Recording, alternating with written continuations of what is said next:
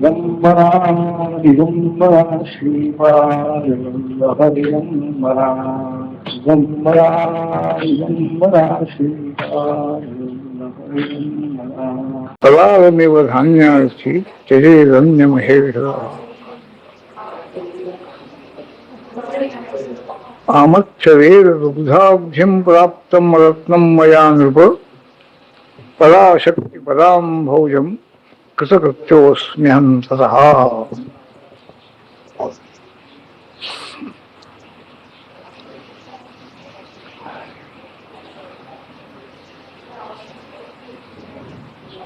भगवत भक्ती ज्यांच्या अंतःकरणामध्ये उत्पन्न झाली, ईश्वराने दिली त्यांना.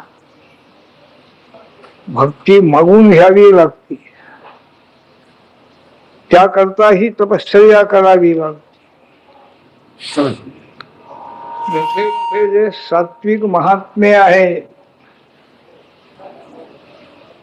ईश्वराचा अनुग्रह व्हावा आपल्यावर या इच्छेनं उपासना करतात आणि ईश्वराजवळ हेच मागतात, तुझा विसर न व्हावा ही मागणं आहे. संसार किती आणखी दुःखी आहे, संसारामध्ये किती कष्ट आहे. डोळ्यासमोर सर्व असताना सुद्धा परमेश्वराचं विस्मरण होऊ नये एवढं देवाजवळ मागणं आहे. व्यास महर्षी हे स्वतःला कृतकृत्य समजताय. परमेश्वरी जगदंबा, ह्या जगदंबेची कृपा मला मिळाली म्हणाले आणि मी धन्य झालो.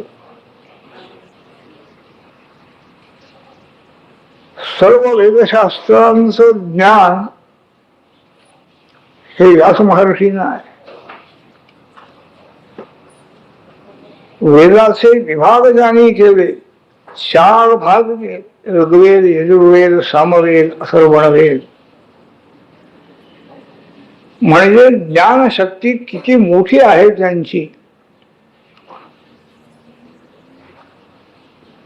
पण इतकं ज्ञान आहे, दिव्य ज्ञान, पुराण रचना केली, महाभारत रचना केली, सगळं.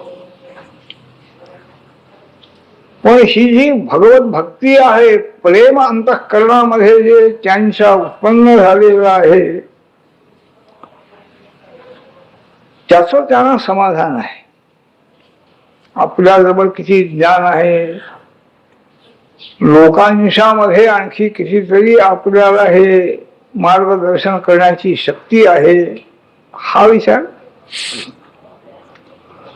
आपल्या ज्ञानापेक्षा आपल्याला हे भगवतीचं, जगदंबेचं प्रेम मिळालेलं आहे, ही धन्यता त्यांना.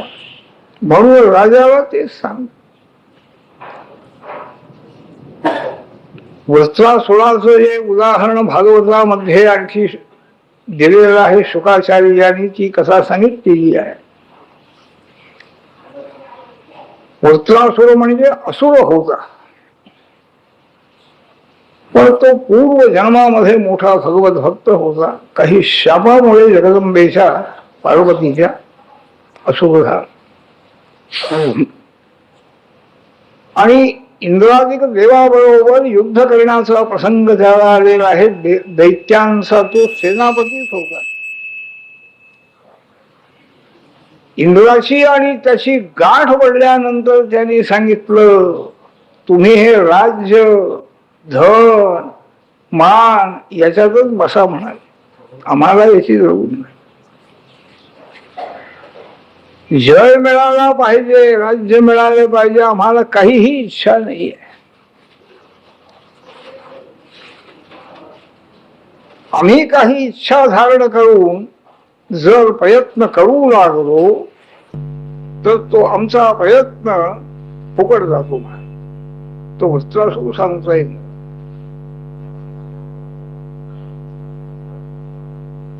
काही आणखी राज्य मिळावं, मान सन्मान व्हावा, सत्ता मिळावी, याकरता काही प्रयत्न आम्ही करू लागलो तर ते सर्व व्यर्थ जातं आमचं. देव सगळं ते काही यशस्वी होऊ देत नाही. आणि ही आमच्यावर कृपा आहे म्हणाले देवाची. आम्ही समजतो, आम्हाला अकिंचन बनवतो म्हणाले देव. काही जवळ नाही, एक परमेश्वराचा आधाराशिवाय दुसरं काही नाही. पण ते स्मरण किंवा तो आधार मनाला इतका आणखी आनंददायक समाधानदायक आहे की आम्ही अकिंचन आहोत हेच बरं आहे. म्हणा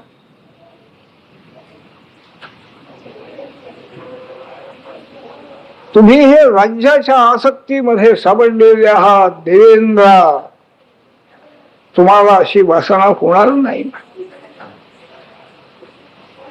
परमेश्वराने मला आपल्या जवळ आणखी जागा द्यावी, मला बोलवावं, लवकर या जन्मातून मी मुक्त व्हावं, वैकुंठ लोकामध्ये भगवंताच्या जवळ मला राहायला मिळावं. जय मिळाला नाही तरी हरकत नाही, प्राण गेले तरी हरकत नाही. ही जी भावना अंतःकरणामध्ये आहे, परमेश्वराचं स्मरण अखंड राहिलं पाहिजे. तुकाराम महाराज म्हणतायत, सांसारिक काहीही वासना मनामध्ये नाही आहे. सर्व ही वासना घालविण्याची शक्ती या भगवत भक्तीमध्ये आहे. हे त्या भक्तांच्या चरित्रावरून आपल्याला समजून येत. संत महात्म्यांची चरित्र म्हणजे मनाला स्थैर्य, स्थिरता, शांती उत्पन्न करणारी आहे. त्यांचं अंतःकरण निर्वासन कसं झालं हाच मोठा आश्चर्याचा विषय आहे. अखंड आणखी भगवत भजनाचा व्यासंग चालू आहे तुकाराम महाराजांनी. सर्वच संत महात्मे ईश्वर भक्तीमध्ये, त्या आनंदामध्ये आणखी निमग्न असतात, संसार विसरून गेलेले असतात. तेव्हा व्यास महर्षींनी जन्मेजय राजाला सांगितलं, हे जे सगळे राजे लोकांची तुला चरित्र मी सांगितली, देवी भक्त आहेत ते म्हणा. देवीच्या कृपेनं आणि संसारातून ते मुक्त झाले. संसारातून बाहेर पडणं फार कठीण आहे बाबा. अनंत जन्माच्या अनंत वासना मनामध्ये इतक्या भरलेल्या आहेत. पुन्हा पुन्हा त्या वासना अधिक अधिकच होत जात आहे. तृष्णा ज्याला म्हणतो, अशा वासना, ह्या वासनेमध्ये सापडलेले सर्व ही जीवात्मे ध्रुवाच्या ह्याच्यामध्ये नाही का, उदाहरणामध्ये शेवटी त्या ध्रुवाला पश्चाताप करावा लागला. माझ्या मालकीचं राज्य मला मिळालं पाहिजे, हा एक मनामध्ये इच्छा आहे, वासनाची आहे. भगवत भक्ती मोठी आहे. शरीराची पर्वा नाही आहे. शरीर राहू अगर न राहिलं तरी हरकत, पण भगवंताची उपासना, जप, ध्यान हे अखंड करतो. पण इतकंही करून त्याला जो वर मिळाला तुझ्या करता, ध्रुवपद ठेवलेलं आहे ध्रुवा, तिथं जाऊन राहतो. सर्व लोकांच्या मध्ये उच्च आहे. सर्व ग्रहमंडळ, सप्तर्षी मंडळ, नक्षत्र मंडळ सर्व तुझ्या सभोवती फिरताय. तुझं स्थान स्थिर आहे. स्वतंत्र वर त्याच्या करता दिला आणि हेही बाबाचं राज्य तुलाच मिळणार आहे म्हणे, हे सांगून भगवान गेले. आणि मग त्याच्या मनामध्ये विचार उत्पन्न झाला की अरे अरे म्हणाले, आपण काय मागून घेतो. मतीने विदुषीचा देवही म्हणाला, माझ्या बुद्धीमध्ये देवानी काहीतरी आणखी दोष निर्माण केले म्हणून मला असं मागण्याची इच्छा उत्पन्न झाली. नसताना मागायला काय हरकत आहे. पुष्कळ समृद्धी आहे, घरी काही कमी नाही, मला हे पाहिजे मला ते पाहिजे, हे जरासं चमत्कारी लोभ म्हणतील, हा लोभी म्हणून कितीही मिळालं तरी याचं समाधान. पण ज्याच्याजवळ काहीही नाही, अकिंचन जो आहे, त्याने जर काही मागितलं किंवा इच्छा उत्पन्न झाली तर काय वावगं काय आहे. मुलं बाळ सगळी आहेत, आई बाप आहेत, सगळं आहे. त्यांची काळजी जर वाटली आणखी त्याकरता काही देवाची उपासना काही करून म्हणा मागितलं तर बिघडलं कुठं. हाही एक मोठा प्रश्न आहे. वासना असावी किंवा नसावी, निर्वासन ज्यांचं अंतःकरण झालेलं आहे असे जे महात्मे आहेत त्यांचं चरित्र पाहून त्याचं चिंतन करून हे आपण ठरवलं पाहिजे. वासना संपती का, करायला हरकत नाही किंवा नाही हा विचार वेगळा आहे. पण या वासना संपूर्ण आणखी स्थिती निर्वासन होऊ शकते का, हाही मोठा विचार नाही. संपत नाही. जशी जशी इच्छा पूर्ण होत जाई लाभे रोहोभिवर्धते आचार्य महाराज सांगतात.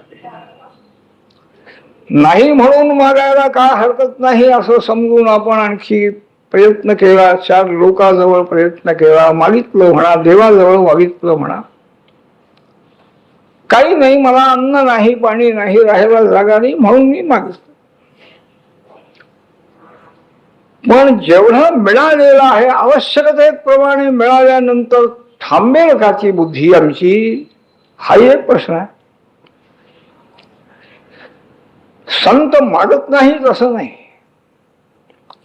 निर्वाहापुरते अन्न आच्छादन वसावया स्थान कोपी गुहा. निर्वाहापुरतं पुष्कळ झालं म्हण. पोटापुरतं मागायला हरकत नाही किंवा मिळवायला हरकत नाही, पण ते पोटापुरतं होत नाही. सगळं जीवनभर पुरलं पाहिजे.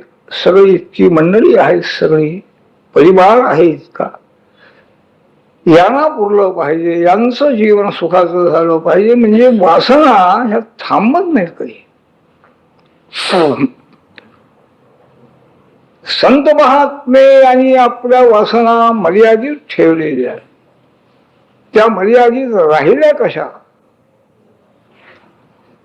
मनाने गडबड का केली नाही त्यांच्या मनाने आणि आमच्याच मनाने गडबड का करावी. जशा जशा वासना पूर्ण व्हायला लागल्या ईश्वराच्या कृपेनं म्हणा, काही एखाद्या प्रयत्नाने तशा तशा वासना अधिक अधिक वाढत जात आहे. आणि त्या वासना वाढत असताना मग पुढं काही मनाला संयम राहत नाही. आपल्याला जे काही पाहिजे आहे, जी इच्छा उत्पन्न झाली, ती इच्छा पूर्ण करण्याकरता धर्माधर्माचा विचारही मनातून निघून जातो. हे आहे वासनेचं साम्राज्य आहे. प्रल्हादजी निर्वासनांत काही इच्छा नाही. शरीर जाणार आहे, मृत्यू येणार आहे, बाप आपल्या जीवावर उठलेला आहे. बाप काही सामान्य नाही, त्रैलोक्याचा राजा आहे. त्याच्या तोंडातून जी वाणी निघेल ती सगळी खरी होत. सगळे देव दैत्य दानव गंधर्व सगळे ताब्यामध्ये आहेत. अशी बाबाची शक्ती आहे, तो मला मारणार आहे हे त्याला समजलेलं आहे, दिसत आहे. प्रयत्न चालू आहेत बाबाचे, पण त्याला भीती वाटली नाही. वासना अंतःकरणामध्ये असेपर्यंत भीती आहे. निर्भय झालेले असतात संत महात्मे. स्पष्ट आणि निश्चितपणाने ते सांगू शकतात, मार्गदर्शन करू शकतात. ऐकणाऱ्याचं जर काही पुण्य असेल, त्यांनी ऐकलं तर त्याचं कल्याण होणार आहे. तर त्याच्या अंतःकरणामध्ये काहीही इच्छा नाही आहे. शरीर राहावं अशी सुद्धा इच्छा आहे. ज्याने निर्माण केलेलं आहे त्याच्या इच्छेप्रमाणे सगळं चाललेलं आहे. मी काहीतरी प्रयत्न करून मला आणखी जीवन मिळावं, मी जिवंत राहावं, काही नाही.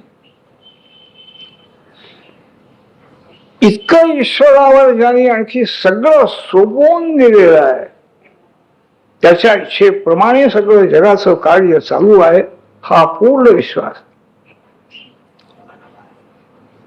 आणि शेवटी त्याला प्रतिस्पर्धी जी त्याच्या बाबाची शक्ती होती तीच व्यर्थ फुकट ठरलेली आहे. काही त्या शक्तीचा उपयोग झाला नाही, शस्त्रास्त्रांचा उपयोग झाला नाही. त्याला मारायचं आहे, प्रल्हादाला जिवंत ठेवायचं नाही. हा एक आग्रह आहे, अभिमान आहे, मी मोठा आहे. माझ्या शत्रूचं म्हणजे हरीचं भजन करणारा मुलगा माझा शत्रू आहे, तो जिवंत राहून उपयोग नाही.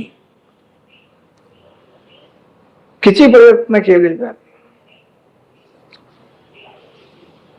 जेवढा जेवढा आणखी नाश करणारे पदार्थ होते त्या सगळ्यांचा उपयोग केला. शस्त्रास्त्राने मारण्याचा प्रयत्न केला, काही नाही. केसालाही धक्का लागला नाही. अग्नीमुळे मनुष्याचं शरीर जळून जातं, सर्वच पदार्थ दग्ध होऊन जातात. त्या अग्नीमध्ये टाकलं, काही नाही. हाही निर्भय आहे आणि तोही जास्ती अभिमानाला अहंकाराला पेटलेला आहे, असं चालू आहे. पाण्यामध्ये टाकलं, बर्फामध्ये टाकलं, विष दिलं, सगळे प्रयोग करू आहे. अभिचारिक प्रयोग केले, मंत्रांनी मारण्याचा प्रयत्न केला, काही नाही. कोणतीही जगातली शक्ती प्रल्हादाला मारू शकत नाही, हे डोळ्यासमोर त्याला अनुभव आलेला आहे हिरण्यकशिपूला, पण माघार नाही. ही वासनाच आहे, अहंकार, हट्ट ज्याला म्हणतो आपण. साधारण एकदा वाटलं त्याला की काय माझ्यापेक्षा काही मोठी शक्ती जगामध्ये असावी, याला मारण्याचा मी इतका प्रयत्न केला पण हा मरत नाही, कोण याचं संरक्षण कोण करणार, असा थोडासा विचार मनात आला. जवळचे श्रीमंतांच्या जवळ असतात. काय राजेसाहेब, काय घाबरण्याचं काही कारण नाही. आपले गुरु महाराज थोडे बाहेर गेले, ते आले म्हणजे आपण सगळं ठरवू. याला मारायला काय वेळ आहे, आपण त्रैलोक्य सगळं जिंकलेलं आहे, इतकी आपली शक्ती आहे. म्हणजे अहंकार जास्तीत जास्ती वाढविणारीच मंडळी जवळची असतात. श्रीमंताला विवेक सांगणारी आणखी पाठीमाग त्याचा अहंकार, त्याच्या वासना कमी करणारी मंडळी भेटत नाही आहे. त्यामुळे आणखी शेवट झाला, तो गेला. हिरण्यकशिपू जिवंत राहू शकला नाही. त्याला शेवटी विनाशाय दुष्कृताम ही प्रतिज्ञा आहे देवाची. हे जे आणखी असे दुष्कर्म करणारे, सज्जनांचा छळ करणारे लोक आहेत, ते जिवंत राहू शकणार नाही. त्यांचा देहात्मवाद आहे, आमचाही देहात्मवाद आहे. त्यांचा देह राहणार नाही. त्यांची बुद्धी राहील, पण ती बुद्धी चांगली राहील किंवा नाही हे सांगता येईल. प्रल्हादाचा देह गेला तरी त्याला भीती नाही वाटली. देह जाऊ दे म्हणा, देह जाणारच आहे. हिरण्यकशिपूने आज मारलं नाही, पुढं काय कायमचं राहणार. हा विवेक आहे. असेपर्यंत मात्र आणखी शुद्ध बुद्धीनं परमेश्वराचं चिंतन करणं, ईश्वराच्या आज्ञेप्रमाणे वागणं, एवढं आपलं कर्तव्य करायचं आहे. म्हणून केवढी अहिंसा त्याच्या मनामध्ये आहे की प्रत्यक्ष बाप मारण्याचा प्रयत्न करत असताना सुद्धा काही बापाचा नाश व्हावा असं मनामध्ये विचार सुद्धा आलेला नाही आहे. त्यामुळे त्या हिरण्यकशिपूची शक्ती निष्फळ झाली, तो गेला, नाहीस झाला, नाश झाला त्याचा. आणखी स्तुती कोणी काही करायची? प्रल्हादजीने शेवटी स्तुती केली, राग शांत व्हावा. इतका राग त्या राक्षस जातीचा आलेला होता त्या भगवंताला. सिंहासनावर बसले, आणखी रागावर जवळ कोणीही जाऊ शकत नाही. लक्ष्मी देवीला आणखी ब्रह्मदेवाने सांगितलं, तुम्ही जाऊन तेवढा देवाचा राग कमी कराय, आम्हाला जवळ जाता येत नाही, घाबरलोय म्हणे. लांबून पाहिलं देवी नसे नाही म्हणे, हे आजपर्यंत असलं कधी पाहिलं सुद्धा नाही म्हणे, तुम्ही जाणे तुमचा देव जाणे म्हणे. मग प्रल्हादाला ब्रह्मदेवाने तयार केलं. तुझ्या बाबावर फार रागावलेत म्हणाले देव, त्यांचा राग शांत तू कर म्हणाले. म्हणजे कोणालाही देवाचा राग शांत करता आला नाही, तो हा 5 वर्षाचा मुलगा शांत करू शकेल असा विश्वास वाटलेला आहे ब्रह्मदेवा. इतकी याच्याजवळ मोठी शक्ती आहे. कारण अहिंसा, अंतःकरण अहिंसा प्रतिष्ठा झाली आहे. मारणाऱ्याबद्दल सुद्धा मनामध्ये आणखी द्रोह नाही आहे, शुद्ध अंतःकरण आहे. आणखी स्तुती प्रसिद्ध आहे, ती मोठी स्तुती आहे. त्यांनी विचारलं प्रल्हादजींनी की भगवंता, आपण अवतार कशा करता घेता हो म्हणाले. राग येतो तुम्हाला, राग आल्याशिवाय कार्य होणार नाही, दुर्जनांचा नाश होणार नाही. पण तो राग असाच राहिल्यानंतर मग पुढं कोण येणार तुमच्याकडे, कल्याण कसं होणार? तेव्हा लोकांच्या कल्याणाकरता, सर्वांना सुखी करण्याकरता आपण अवतार घेत. ते आता कार्य झालंय म्हणाले, तो असुर गेला नाही. तो गेला म्हणूनही मनाला काही आनंद झाला नाही. प्रधान होता तरी सुद्धा भीती नाही, दुःख नाही, काही. निर्वासन अंतःकरणाचं हे फळ आहे. वासना ज्यांच्या मनामध्ये काहीही शिल्लक राहिलेली नाही, ही ईश्वराची कृपा आहे. भगवत भक्तीचं हे मुख्य फल आहे, निर्वासन अंतःकरण होणं. इच्छाच राहिली नाही कोणचीही, मग मिळालं काय किंवा गेलं काय, काय वाटेल मला? काही नाही. हर्षा मनुष्य भयोद्वेगही मुक्त असं सांगतात. हर्षही नाही, रागही नाही, विषादही काही. तर याप्रमाणे स्तुती केलेली आहे. शांत झाले नरसिंह.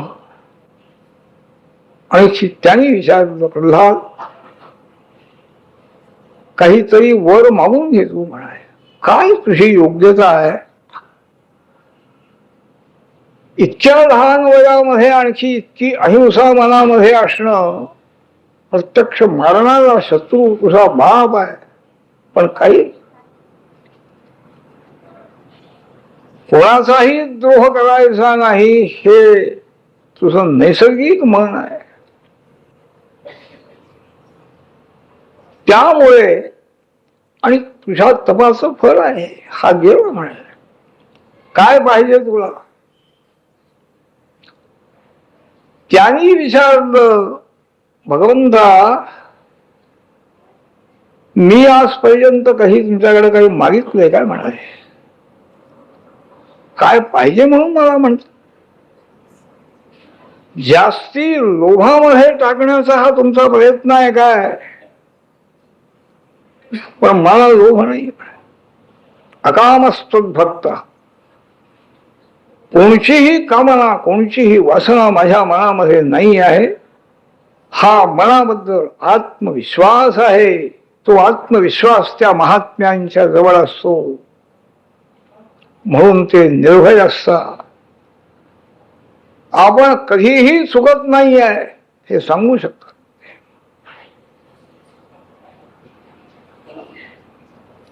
निश्चयाने आणखी भगवंताची आज्ञा पालन करणारे महात्मे कर्मयोगी असले तरी सुद्धा ते पूर्ण आणखी आत्मविश्वासी असतात.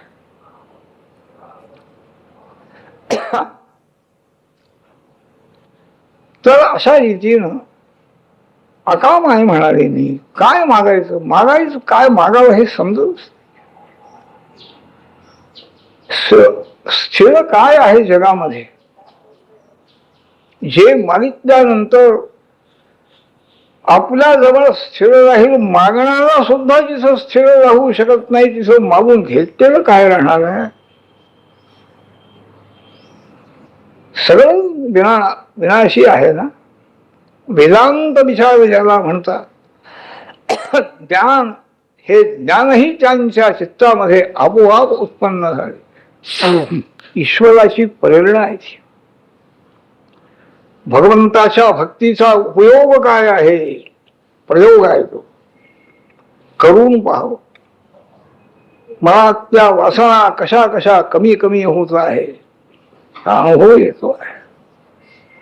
वासना कमी झाल्यानंतर मनाची शांती कशी आहे, आणि वासना वाढत असताना त्या पूर्ण न झाल्यामुळे अशांती कशी आहे ह्याचाही विचार मनाने करायचा आहे.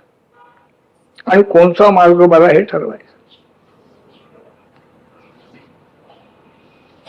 त्याप्रमाणे काहीही इच्छा नाही म्हणाले मला, तरी पण आपला त्यांचा आग्रह आहे देवा. त्यांनी पुन्हा हेच मागितले, अंतःकरणामध्ये माझ्या कोणत्याही प्रकारची वासना उत्पन्न होऊ नये. कामानाम हृदय असंरोहम भवतस्तु वरम. वर मागायचं आहे तुमच्याजवळ, तुम्ही देणार आहात हे द्या. मनामध्ये कोणतीही इच्छा उत्पन्न होऊ नये. निरीच्छ निर्वासन मन झालं पाहिजे, त्याशिवाय भक्ती होणार नाही. भक्ती करणाऱ्या मनुष्य जर मागत राहिला आणि एखाद्या वेळेला वेळ लागला मिळाला तर कशाला भक्ती केली. देव काय आहे, देव सुद्धा आणखी लक्ष देत नाही. देवाची निंदा करायची ही तयारी आमची होत. आमची भक्ती किती योग्यतेची आहे याचा विचार आपण करत नाही. त्या वासनेमुळे आणखी आपल्या श्रेष्ठ अशा प्रकारच्या परमेश्वराचे सुद्धा दोष आपण काढतो. निर्दोष परमात्मा आहे, जगन्माता निर्दोष आहे. जगामध्ये दुसरं निर्दोष कोणीही नाही. सगळे जीव दोष आहेत. त्यात मुख्य दोष म्हणजे वासना हा मोठा दोष आहे. त्या वासना दोषामुळे मन सगळं आणखी भरून गेलेलं आहे. तोपर्यंत भगवंताची उपासना सुद्धा देवीची जगदंबेची आपल्याकडून होऊ शकत नाहीये. शुद्ध उपासना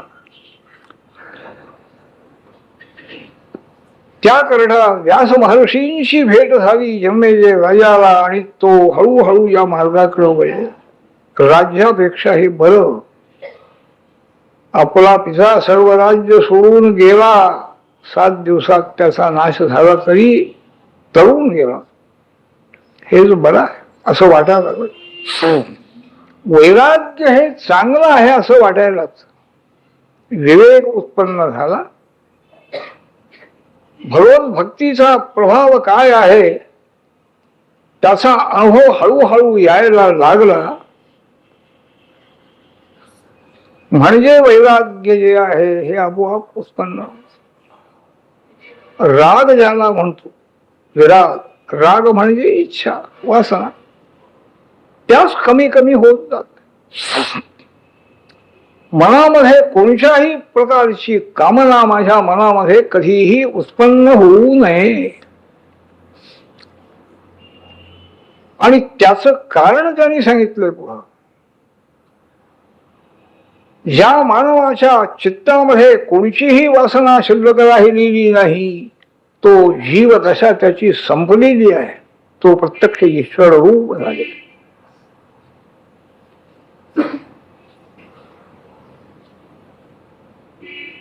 ज्या वेळेला अंतःकरणातल्या सगळ्याही वासना नष्ट होऊन जाती, काही इच्छा नाही. चांगलीही नाही वाईट आहे काही.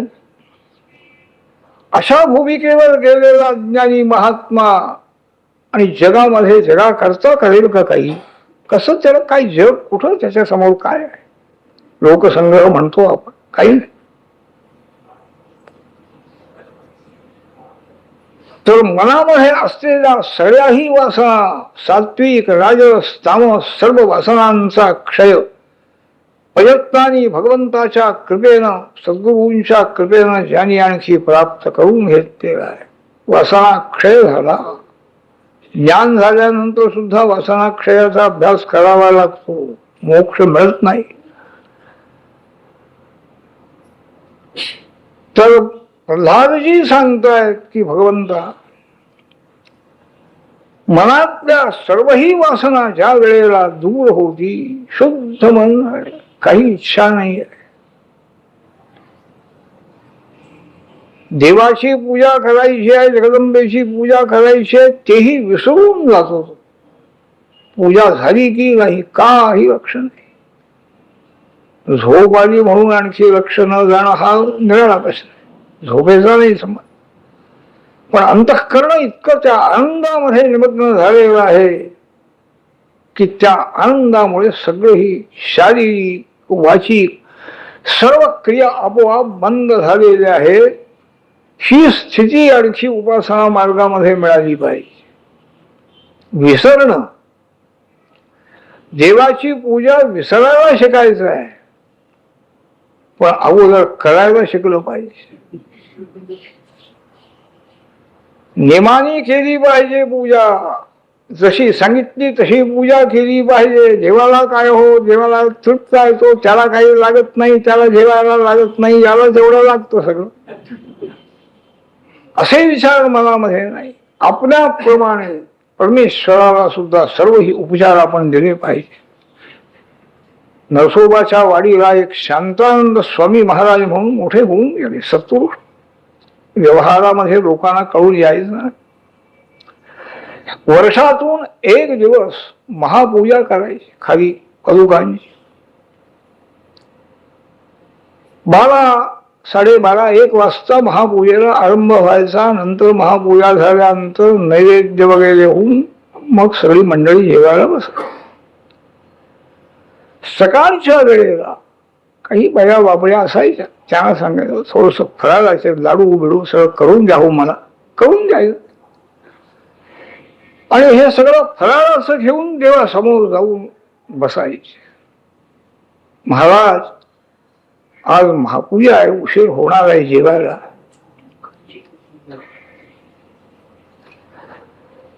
आपल्याला भूक लागेल. जसा देहे तसा देवे, ही उपासना त्यावेळेला सिद्ध आहे. खरी भक्ती प्रार्थना करायची आणि नंतर मग पुढचे सगळे. कुठं हे होतंय आपल्याला? यथाविधी सगळं झालं पाहिजे, अगदी शास्त्राप्रमाणे मर्यादेप्रमाणे झालं पाहिजे. त्याचं फळ मग सगळं विसरून जात आहे. सगळं विसरणं याचा अर्थ अहंकार नाहीसा होणं, म्हणजे सगळं विसरणं. करता मी आहे अशी जोपर्यंत बुद्धी आहे, तसं मनामध्ये सगळं स्मरण आहे. मी इतकं केलं, मी इतकं केलं, मी इतका उपकार केला, अमक्याला इतकं दिलं, अमुक केलं, मी केलेलं आहे. हा अहंकार जोपर्यंत शिल्लक आहे तोपर्यंत आणखी विस्मरण नाही आहे. पण मनाची अवस्था बदलून टाकायची आहे. खरा विजय हा आहे की अनंत वासना मनामध्ये सारख्या उत्पन्न होत आहेत, तो वाढत आहेत. अनेक जन्म त्यामुळे घ्यावे लागत आहे, तरी सुद्धा त्या कमी होऊ शकत नाही आहे. त्या सगळ्या वासना आणखी दूर झाल्या पाहिजेत. आपल्या अनुभवाने आणखी दुःख आपल्याला मिळतंय, आव्हाने तरी कमी कराव्या, पण कमी करता येत नाही. सवयच लागली जायची. एक वासना वाढली, तृप्त झाली, पूर्ण झाली की त्याच्या बरोबर दुसरी आलीच आहे, उत्पन्न झाली. तर अशा शेवटी मनोनाश त्याला नाव दिलेलं आहे त्यांनी शास्त्रकारांनी. वासनाक्षय आणखी मनोनाश. मनोनाश म्हणजे मनाचा संपूर्ण नाश नाहीये, मनाचा स्वभावच बदलून जाणं. जन्ममरणाला कारण असलेल्या अनंत वासना मनामध्ये आणखी सारख्या वाढतायत, तरी सुद्धा त्याच्याबद्दल काहीही आपल्याला वाटत नाही आहे, पश्चात्ताप नाही. त्याचं साधन म्हणून जगन्मातेची भक्ती करावी, प्रेम करावं वगैरे काही वाटत. वासना क्षयाचं साधन आहे ना.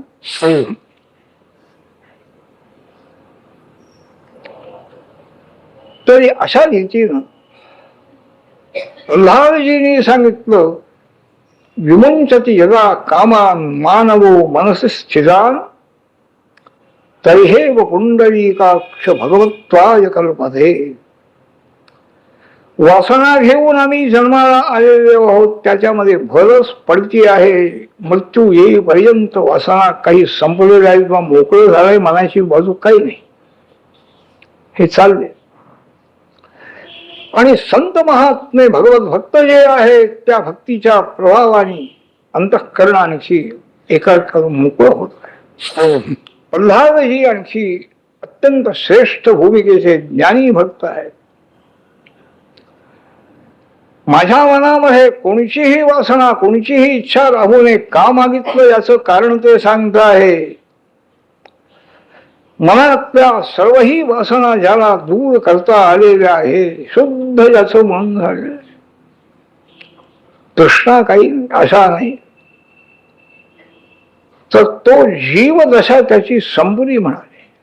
भगवत्वाय कल्पते, तो साक्षात भगवानच झाले. ज्ञानी तू आत्मैव मे मतम भगवान सांगतायत ना. ज्ञानी भक्त आणि मी याच्यामध्ये अंतर नाही म्हणाले. तो ज्ञानी हाय, भगवत भक्त आहे. निर्वासन अंतःकरण ज्याचं झालेलं आहे, तो आहे. प्रजहाति यदा कामान सर्वान् पार्थ मनोगतान् आत्मन्येव आत्मना तुष्टः स्थितप्रज्ञस्तदोच्यते. तो ज्ञानी आणि मी एकच आहे. म्हणजे जीवात्मा तो आता राहिला नाही, संपली. जीवदशा, पुन्हा जन्म मृत्यू काही नाही, कर्म नाही, काही नाही. वासनाच नाही तर कर्म कुठले? वासनेमुळे कर्म होता, पाप पुण्य. कर्म झाली की पुन्हा नवीन शरीर घेणं भागच आहे त्याचं कर्म भोगण्याला. तेव्हा हे सर्वही आणखी कर्मक्षय होणं, कामक्षय होणं, कर्मक्षय होणं, आणखी मनोनाश याचा अर्थ मनाचा स्वभाव शांत झाला, स्थितप्रज्ञ त्याला म्हण. प्रज्ञा त्याची बुद्धी अत्यंत स्थिर झाली, कोणत्याही गुणामध्ये गुंतलेली नाही.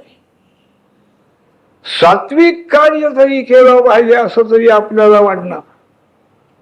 चार लोकांचं कल्याण होत आहे बाबा, आपण प्रयत्न करून शाळा चालवूया, काहीतरी दवाखाना काढूया, काहीतरी हे करूया, लोकांना उपयोग होईल, परोपकार होईल. इच्छा चांगली आहे, सात्विक आहे, पण ती वासना आहे. त्यामुळे पुन्हा जन्म घ्यावा लागेल. काही शिल्लक राहिलेलं असेल होण्याचं काम, मरणाच्या वेळेला डोळ्यासमोर विचार तो असा मनामध्ये की अरे वा एवढं राहिलं, हे आपल्या संस्थेचं असं झालं असतं तर बरं झालं, म्हणजे पुन्हा जन्माला यायला पाहिजे. तर प्रल्हादजींचा विवेक इतका पक्का आहे, त्यांची ज्ञान भूमिका, भक्ती भूमिका इतकी पक्की आहे की वासनाक्षय झाल्यानंतर तो जीव संपला. अहम गेला त्याचा, अहम गेला की जीव गेला.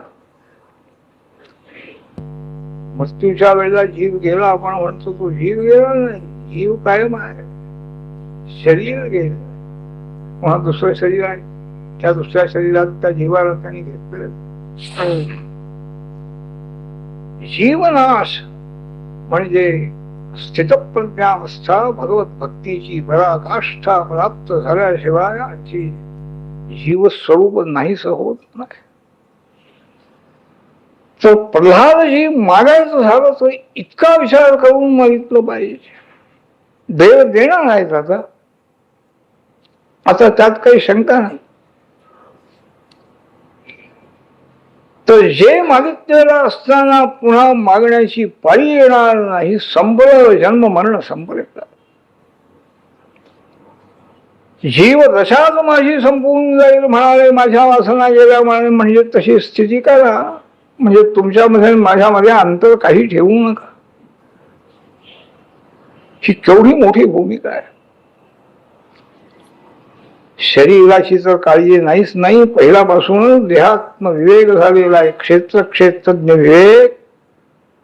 देवाची इतकी कृपा आहे आरंभापासून, नारद महर्षींची कृपा आहे. नारदांनी त्याला उपदेश करून सिद्ध केलेला. आईच्या गर्भामध्ये असताना प्रल्हादजी तयार झालेली आहे, हे नारदांची कृपा आहे. त्यांचा संकल्प आहे की हा जीवात्मा भगवत स्वरूप झाला पाहिजे. गर्भामध्ये असताना सुद्धा आणखी महात्म्याने संकल्प करून त्याला सिद्ध करणं केवढी पुण्याई आहे. किती सत्कर्म, किती जन्मामध्ये त्यांनी सत्कर्म केली असती. सत्कर्म ही करीत राहिलं पाहिजे सारखं,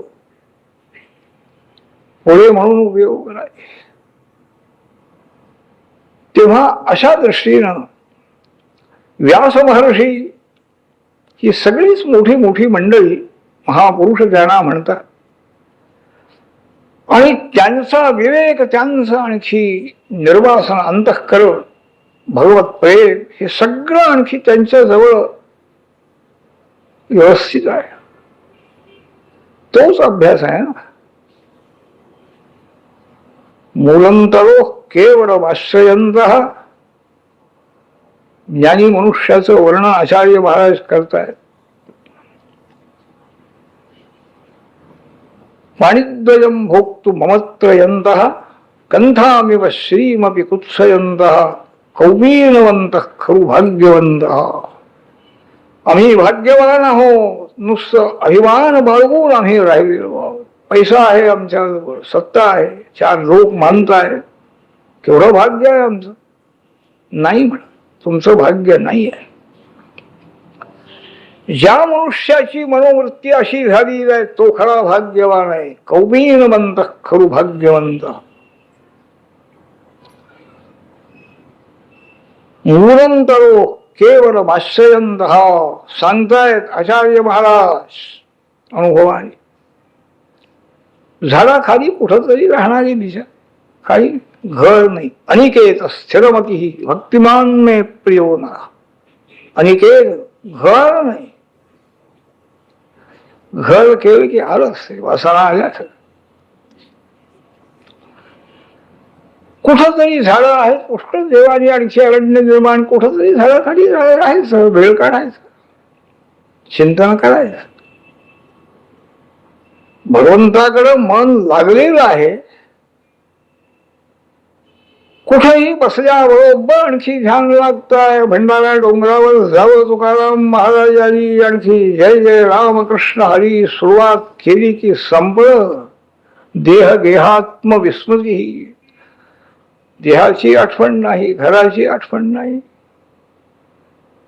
आत्मीय कोण, स्त्री पुत्र, अहंताही गेली आणि ममताही गेली. दोन्ही दोष गेले. अहंकारही नाहीसा झाला आणि त्या अहंकारामुळे माझा आहे, ही स्त्री माझी आहे, ही मुलं माझी आहेत, हे घर माझं आहे, धन माझं आहे. माझा माझा म्हणून किती ममता उत्पन्न झाली आहे वासना रूपाने मनामध्ये,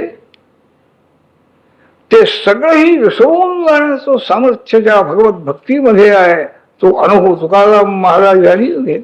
इतरांना शक्य कशी नाही. वाचतो आपण गाथा,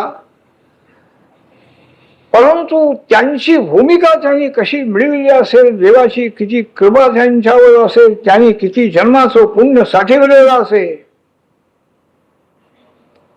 हा विचार केला पाहिजे. सर्व विसरून जायचं आहे. वासना जर मनामध्ये असतील तर विसरणं शक्य नाही. जेव्हा निर्वासन अंतःकरण ज्यांनी करून घेतलेला आहे तो जगदंबेचा प्रसाद आहे, व्यास महर्षींचा सिद्धांत आहे, पराशक्ती प्रसाद राजेलो. हे जगदंबेच्या प्रसादाने आणखी संसारातून बाहेर पडले म्हणाले. आणि मलाही ते मिळालेलं आहे, आपला अनुभवही सांगतो. सर्वत्र आणखी वेदशास्त्र वाङ्मय जे आहे ते आणखी बुद्धीमध्ये आहे नाही, ते सगळं मी पाहिलं म्हणाले. आणि त्यातून हे जगदंबेची भक्ती करावी असं मला सिद्धांत हा आणखी तात्पर्य सार मला मिळालं. आणि त्यामुळे मी कृतकृत्य झालो. स्वतःला आलेला अनुभव सांगणारी मंडळी अशी आहे. मी कोणत्या मार्गाने गेलो, आणखी सर्व वासना माझ्या मनातल्या गेल्या आणि पूर्ण शांती मला मिळाली, हे अनुभवाने सांगणारी मंडळी भेटणं हेही मोठं भाग्य आहे. तर मूलंतरो केवळ आश्रयंत आचार्य सांगतायत, हे खरं भाग्य हे आहे. झाडाखाली कुठेही बसायला पाहिजे, तिथं बसायला जागा आहे म्हणाले. देवानी सगळी पुष्कळ म्हणून निर्माण केलेली आहे, कुठं तरी जाऊन राहायचं. तिथं काही कोणी नको म्हणाले, दुसरीकडे गेला, काही झाडं कमी नाही. आणखी भांडबिंड नको का? भीक मागायची झाली तर भिक्षा मागायला पाहिजे की नको? दुपारी भूक लागली तर घर नाही तुम्ही म्हणता, झाडाखाली बसवून राहायचं. आणि भांड कुठलं? भिक्षा मागायला ताट पाहिजे किंवा काहीतरी पातेलं काहीतरी पाहिजे ना. पाणीद्वयम भोक्तु ममत्रयंत आचार्य महाराज सांग. देवाने आम्हाला सगळं दिले, 2 हात आहे, घ्यावा भिक्षा, करत आलं भिक्षा. हातामध्ये जेवढं मिळेल तेवढंच ग्रहण करायचं. तर पाणीद्वय जे आहे, 2 हात, हेच अमत्र म्हणजे पात्र आहे म्हणाले. हात धुवून टाकले की सम. आणखी मग ही सगळी संपत्ती अमुक काही नाही, तुच्छ आहे. कंधामिव श्रीमपि कुत्सयंत, काही जवळ राहण्याचं स्थान नको आहे, भिक्षा मागायला पात्राची जरुरी नाही, सगळी व्यवस्था आहे. मग ही संपत्ती बिंपत्तीची कशाला इच्छा? तर हे जे अंतःकरणाची ही भूमिका आहे, निर्वासन अंतःकरण जे त्यांनी करून घेतलेलं आहे, कौबीनवंत भाग्यवंत, ते खरे भाग्यवान ते आहे. सांसारिक भाग्य हे नाही, खरं नाही म्हणाले, टिकाऊ नाही, केव्हा बिघडे, त्याच्यामध्ये न्यूनता, कधी कमी होईल ते कमी होईल, किती केव्हा म्हणाला असमाधान कसं वाटेल, काहीही नियम नाही, हे कायम आहे. विवेक आहे, पूर्ण वैराग्य आहे. आणखी अहंकार काहीही राहिलेला नाही आहे, वासना शून्य अंतःकरण झालेलं आहे. ते खरं भाग्य असं त्यांनी स्वतःचा अनुभवाने सांगितलं. त्यांच्या अनुभवाप्रमाणे अनुभव आपण घ्यावा अशी इच्छा सुद्धा आम्हाला होत नाही. इच्छा झाली तरी सुद्धा आपण त्याला टिकणारही नाही. त्याप्रमाणे वागायचं, 2 हातामध्ये भिक्षा घ्यायची, तेवढीच भक्षण करायची, जास्ती घ्यायची नाही, अधिक आहार करायचा नाही, किती नियम आहे सर. तर हा सगळाही आहार विहाराचा सगळा निर्बंध वगैरे हे सगळंही अंतःकरणातल्या सर्व ही वासना भगवंताच्या कृपेनं ज्यांनी दूर करून घेतलेल्या आहेत, ते अनेक जन्मांनी सिद्ध होणार आहे. स्थितप्रज्ञावस्था, समाधी अवस्था ज्याला म्हणतात, आत्मानंदामध्ये मन स्थिर झालेलं आहे, समाधान आहे, दुसरीकडे कुठेही जात नाही, स्मरणच नाही. कोण सुखी आहे आणि कोण दुःखी आहे याची आठवणही नाही, स्वतःच्या देहाचीही आठवण नाही. तिथं ममता ज्यांच्या ठिकाणी ठेवली त्यांची आठवण कुठली होणार? त्याशिवाय भगवत प्रेम किंवा भगवत भक्ती ही आणखी वाढू शकत नाही आहे. हे व्यास महर्षींनी आणि मुद्दाम जन्मे जय राजा कृतकृत्योस्म्यहंततः चरित्राई म्हणाले. जगदंबेनं हिमालयापासून अवतार घेतला. हिमालयाची कन्या गौरी पार्वती हाही एक अवतार आहे.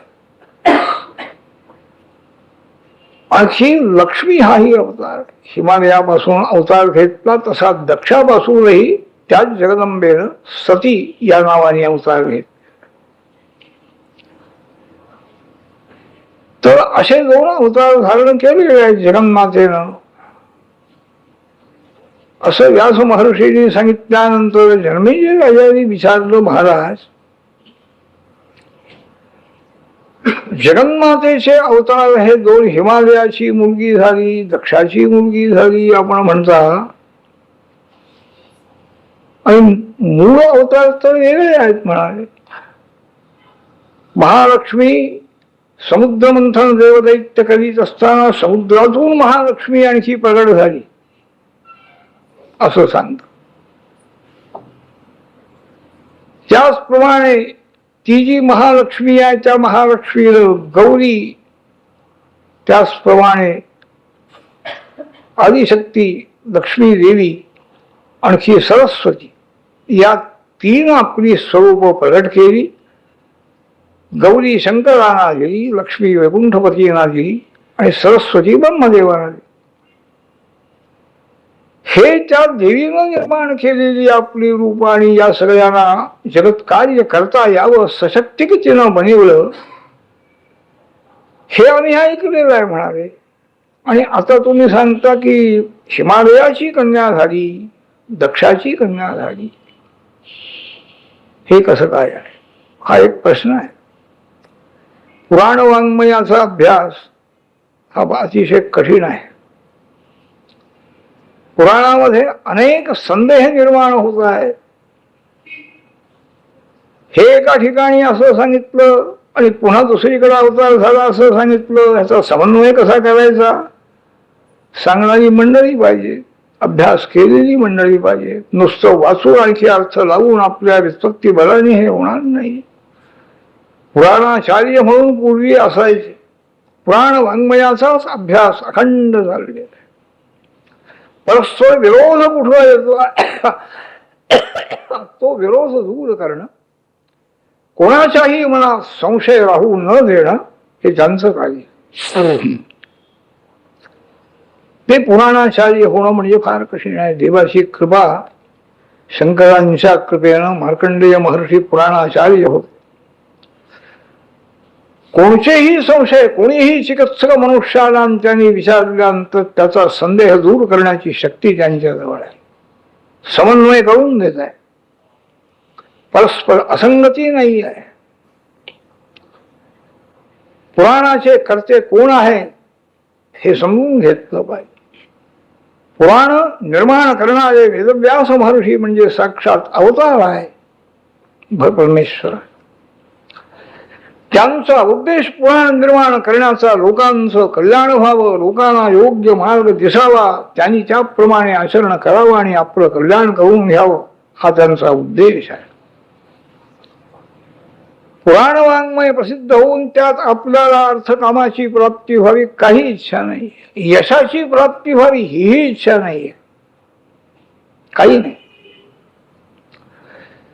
अशा उद्देशाने निर्माण केलेली ज्ञानी माणसांनी पुराण,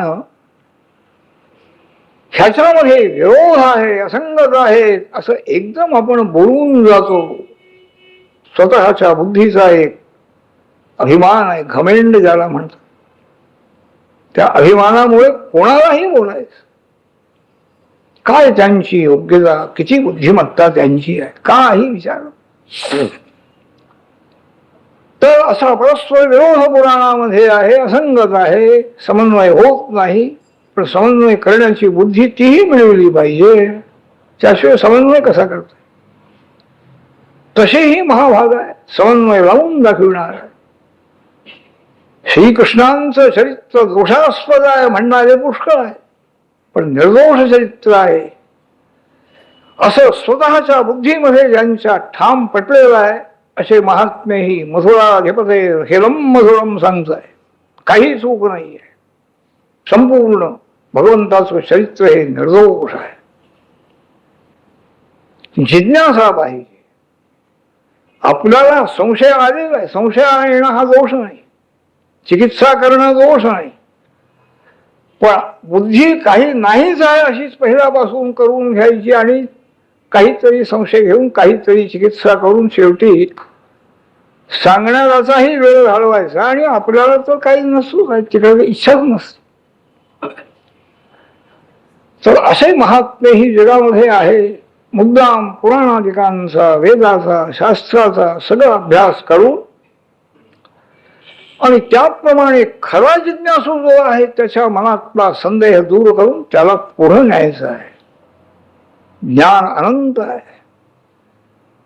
पूर्ण ज्ञानाची भूमिका प्राप्त होईपर्यंत अनेक संशय उत्पन्न होतात, पण ते दूर करणारे महात्मे त्यांची जर संगती झाली तर पुन्हा विश्वास निर्माण होतो आणि पुन्हा आचरण. तेव्हा व्यास महर्षी याबद्दल आता विचार मांडणार आहे. देवीचे अवतार एक असे झाले म्हणता, पुन्हा कसं झालेलं आहे. तर हे सर्व ही चरित्र पुष्कळ मोठं आहे असं महर्षीने पूर्ण चिंता करून सांगितलेलं आहे. जन्मेजय राजासारखा ऐकणार काही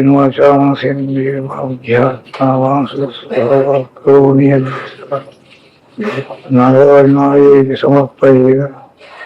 सर्वमंगलमांगल्ये श्री सर्वार्थसाधिके शरण्ये त्र्यंबके दिगंबरा दिगंबरा श्रीपाद हरिगंबरा.